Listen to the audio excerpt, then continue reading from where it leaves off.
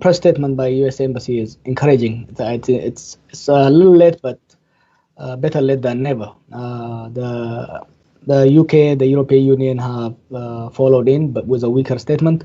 I think the US made a very right decision by disagreeing strongly with state of emergency.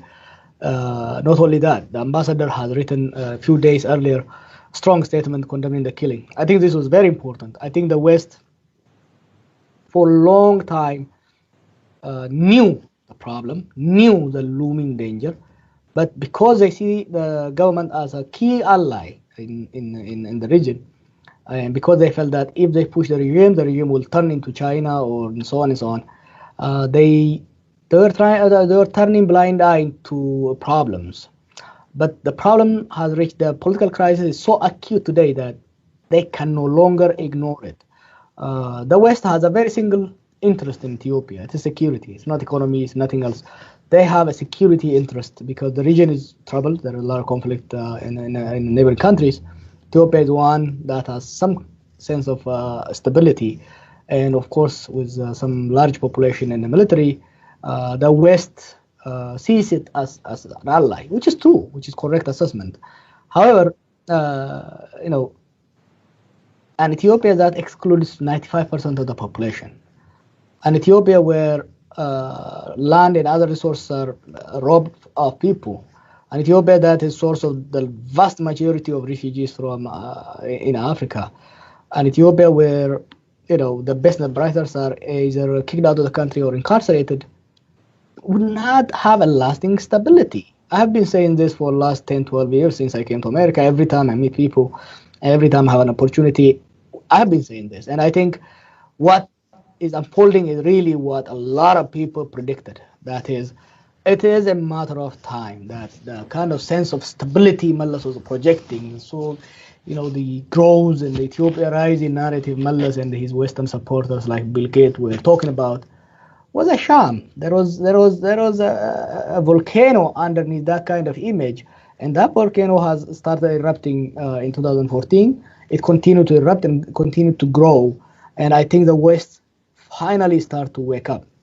The statement is good, but it's not sufficient. I think the West need to exert sufficient pressure on the government, but the government is extremely vulnerable now. Why? Because the cornerstone of the central piece of the strategy the Oromo protest and the Gero movement had deployed was to cripple the economy of the regime.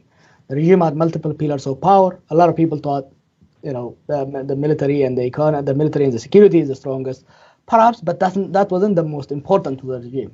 The regime wanted to portray itself as a developmental state. Much of the bureaucracy, much of the party membership are not loyal to the party. They are only loyal to the money, the salary the government pays. So the strategy was simple. One is by focusing on trade routes and by focusing on targeting the economy.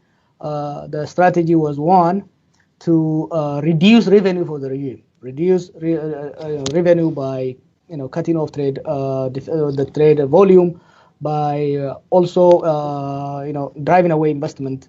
So you cut the revenue at the same time by forcing the regime to deploy large army of soldiers and bureaucrats, and also pay for the lobbyists and so on, increase their expenditure. So on one hand, you increase you decrease their revenue. On the other hand, you increase their expenditure, and that had crippled the economy, and the government can no longer service the foreign debt. So the government needs the Western governments pumping money into it. Last year they did pump during Obama, but now I think they're tired of pumping money into it, and all they have to do is hold off a little bit from pumping money into the regime, and the regime will come in crawling, begging for the West or begging for the people to save it. And I think the West has a lot of leverage right now. I know the Germans and the British and mostly the Americans are trying, but that's not enough. We have probably few months to ensure peaceful transition in Ethiopia. Very, very, very, very short period of time. Things can change very fast, as the ambassador said. Things change really, really fast in Ethiopia these days. And the only reason the regime remains intact today is because the Keros wanted it. The Keros are social movement. They are not political party. They don't want to take political power, so they don't want to create power vacuum at this moment. They want to create a political condition whereby a strong political party and another ruling party can compete, negotiate, and compromise, and create a political space where people can exercise their freedom. If the Keros want to get rid of this regime, they can do it in a matter of weeks. They have demonstrated that. But if the regime continues to kill and insists on this state of emergency, any further mass killing will not will not enable the Cairo leadership to restrain the young people from marching over to the palace and getting rid of the government from local to the federal level. So time is running, and time is of essence. And I think that not only the foreign governments, but also the elites, particularly the Tigrayan elites, need to exert utmost pressure on the government to come to the table. Okay. So we've spoken about the foreign factor and foreign governments and how they look at the situation. But how about within the country? The Cairo movement is mostly based in the Oromia region. The government narrative is that they're causing instability and harming people outside of the Oromo community. And so, I mean, what is the goal of the Cairo movement, and what is your response to that allegation? The allegation is bogus, and the regime has been doing this allegation for a long time. Before Cairo, every Oromo that shows any negative view toward the government were accused of being on ILF and thrown to jail. Since Cairo has emerged as a formidable force, an attempt to label and brand Cairo as troublemakers has been in full swing, but it did not work. Because whatever propaganda they come on the media, the Cairo can falsify it in the streets. The Cairo have been the most disciplined, the most peaceful, and powerful and effective social movement I have seen in the world. I study social movement, and I think if he's alive, Gene Sharp would agree with me. This is a fascinating non-violent movement. If you have seen just last week, they launched a 3-day strike. They achieved their tactical objective on the second day. On third day, they were cleaning the streets, because during the strikes, they were putting roadblocks and so on and so on. So the streets were a little messy. So on the third day, they were cleaning streets. Do these young people sound like troublemakers? Do they look like hooligans? No. The government has attempted to use agents, infiltrators, to attack different communities, to defame the Kairos. But the Kairos have been arresting and detaining a number of agents and passing it to Oromia police.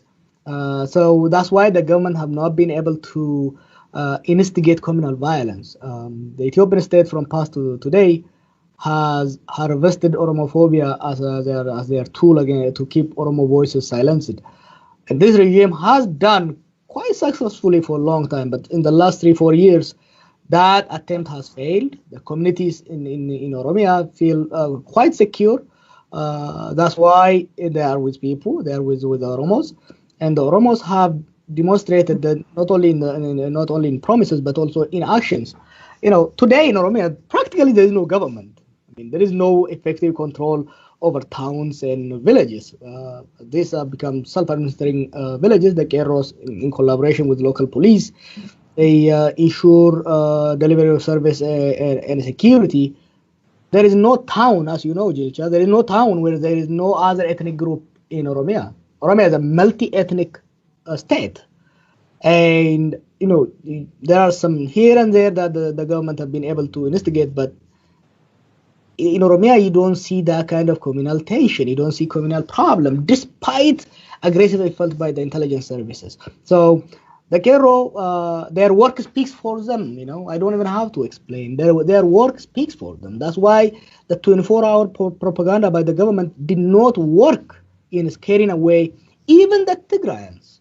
As we know today, it is the Tigrayan elites who control the state power, and it's them who command the military and the intelligence to kill our people. Even against them, there has not been attack. There are areas where Tigray intelligence officers and spies have been targeted. So are Oromo intelligence officers and Oromo police officers who kill people. But that is because of their action, not because of their ethnicity. That continues. But the civilians, whether they're Tigrayans, Gurage, Amhara, or Chinese, they are at peace in Oromia. There was a Dutchman last year. He had a flower farm in partnership with one of the TPLF people.